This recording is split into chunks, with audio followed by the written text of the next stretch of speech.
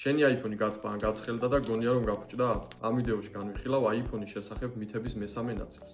მანამდე არხი გამოიწერე და ვიდეო დაალაიქე, ამით არხის განვითარება შევუწყობ ხელს. დავიწყოთ მითი ნომერი პირველი. თუ შენი iPhone-ი გაცხელდა თამაშისას, ვიდეოს გადაღებისას ან უბრალოდ აქტიური გამოყენების დროს, მაშინ არის დარდო, ეს ნორმალურია, სისტემა თვითონ არეგულირებს ტემპერატურას.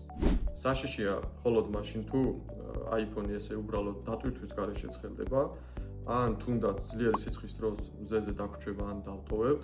ამ დროსაც კი iPhone-ი გვატყობინებს აი ესეთი შეტყობინებით, რომ ტელეფონი სასწრაფოდ უნდა მოვაშოროთ მზეს და გავაგრილოთ, მაგრამ ეს არნიშნავს იმას, რომ მაინც მაცივარში უნდა შევდოთ, დაველოდოთ გარკვეული პერიოდი და iPhone-ი თვითონ გაგრძელდება. მითი ნომერი 2.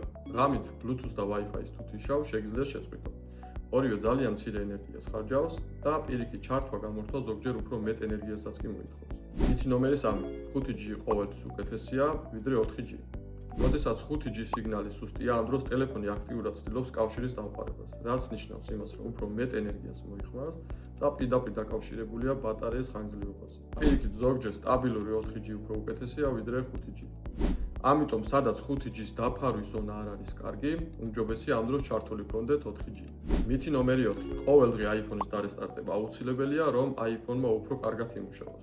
არა, რა თქმა უნდა, ყოველდღე რესტარტი საჭირო არ არის, რადგან iOS-ი თვითონ მართავს მეხსიერებას და პროცესებს. რესტარტი საჭიროა იმ შემთხვევაში, თუ რაიმე ბაგია, ან უბრალოდ iPhone-მა გაჭედა და ზოგადად კვირაში ერთხელ რესტარტი სრულიად საკმარისია. და ბოლოს ტრადიციულად, რომელი მითის გჯეროდა ყველაზე მეტად, კომენტარებში დამწერე.